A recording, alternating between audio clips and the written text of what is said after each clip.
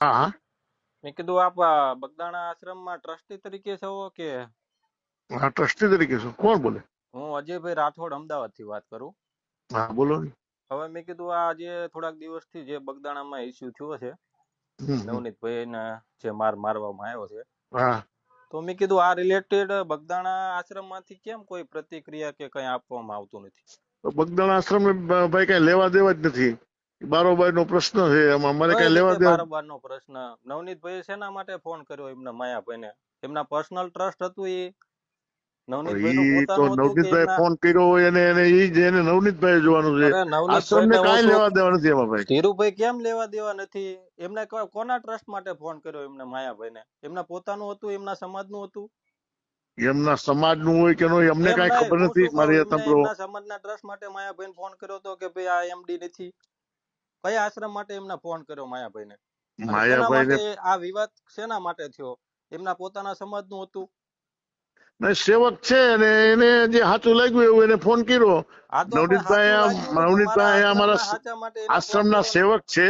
હા, આશ્રમના સેવક છે બરોબર. અને એને એવું લાગ્યું હોય એટલે એને માયાભાઈને ફોન કર્યો. માયાભાઈ એને જે વસ્તુ થઈ હોય આપણે આશ્રમને કઈ લેવા દેવા અમારા ભાઈ નથી.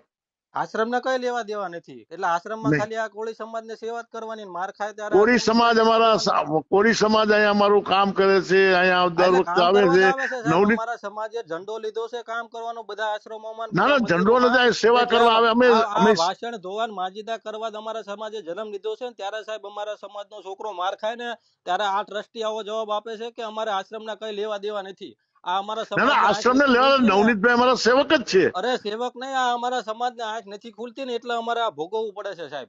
આ અમારી વેદના છે, એ અમારો સમાજ નથી સમજતો. હવે બરોબર, કે અમારી આજે તો માર અમે ખાવા અમે છતાં એ મીટિંગ અમે આશ્રમમાંથી એક અમારું સ્ટેટમેન્ટ, ધીરુભાઈ મીટિંગમાં તમે નથી બોલાવશું ને આપ્યું, વાત એક તો તમે કરશું. એમ કહો કે તારા આશ્રમને અમારે કઈ લેવા દેવા નથી, તો એ અરે અમારે આ શું, એ પ્રશ્ન અમારા કોળી લેવા દેવા સમાજમાં નથી ટ્રસ્ટ એમ. છે? અમારા પ્રશ્નને લેવા દેવા નથી. અરે પ્રશ્ન રણજીત. પણ તમે મુલાકાત લેવા તો જાઓ ને યાર, હા પણ અમે હોસ્પિટલમાં. જવાના જ છીએ આજે બપોર પછી ત્યાં.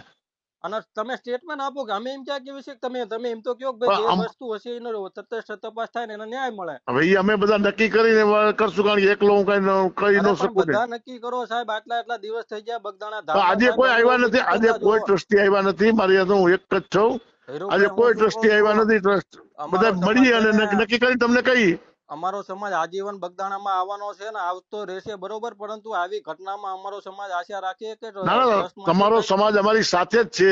અરે અમે સાથે જ છીએ ને સાથે રહેવાના છીએ, પરંતુ અમારે તમારી પાસે આશા હોય ને, અમારો સમાજ આજે રાત દિવસ ને ના પણ અમે ઉજાગર કરતું હોય. બપોર પછી 5 વાગે અમે જવાના છીએ હોસ્પિટલે. નવનીતભાઈ ને મળવાના છીએ.